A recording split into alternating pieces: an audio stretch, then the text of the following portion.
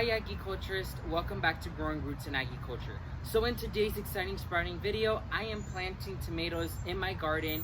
I know you guys saw another video explaining how I installed a tomato patch in my garden, but something happened that I'll be explaining to you later on into this video, so please stay tuned.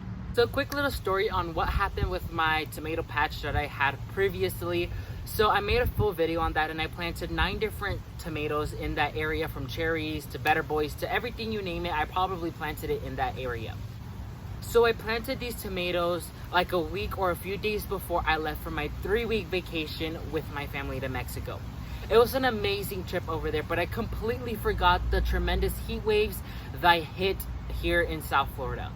And like here, tomatoes are planted usually during the fall season or winter season because they can't handle our extreme weather.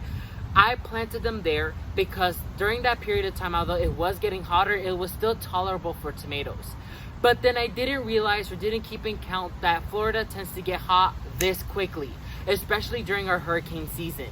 So when I came back, all the tomatoes were completely dried up.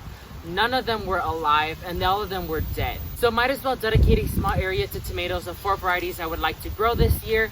And I'm gonna be teaching you guys on what I'll be doing to amend the soil, plant the tomatoes, and what I'll be doing to care for them afterwards. So I already digged a hole, and like tomatoes are super easy to grow down here in South Florida. I'm just gonna do some simple things to amend the soil. So first thing is I'm gonna add a little bit of perlite to aerate the soil, since my soil tends to be a little bit more on the compacted side. So then I'm gonna go ahead and add this handful of fertilizer that's high in nitrogen, potassium, and phosphate. So now for planting the tomatoes is quite simple. So I'm gonna go ahead and grab the plant and remove the lower suckers right here, because that I don't really want those there, and to promote more new growth along the stem to make the plant sturdier and stronger. Like so. Take this one out too. Rough up the roots a little bit, plant it in there, then top dress back up.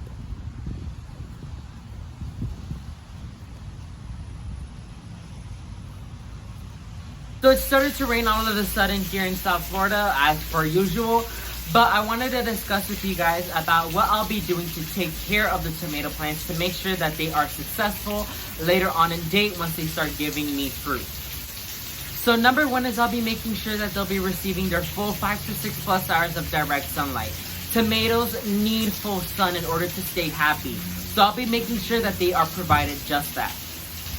Number 2, I'm going to be making sure that their soil is constantly moist. Tomatoes do not like to get constantly dried out, hence that's why the tomato patch that I planted previously failed completely, because there's no water they were receiving and very high tremendous levels of heat. So it made the soil dry out really quickly and it made them die. So to make sure that they're successful, I'm gonna make sure that their soil is constantly moist but not soggy. Third is I'm gonna be making sure that they're constantly fed. Tomatoes are considered to be one of the most heaviest feeders out there. So I'm gonna be making sure that I'm fertilizing it with the fertilizer I used today, which is high in potassium, phosphate, and nitrogen. Those are 3 main components or elements that are used in the plant's fertilizer that makes sure that they are successful and always gives you the best performance. And number 4 is I'm going to be staying on top of pruning, because tomatoes love when they are pruned, especially when their suckers are taken off. So I'm going to make sure I stay on top of that and making sure that they're constantly staked or supported. And finally, number 5 is I'm going to stay vigilant. And finally, number 5 is I'm going to have a vigilant eye when it comes to pests and diseases, because usually around this time when it's hurricane season, it's humid, it's hot, and it's really rainy.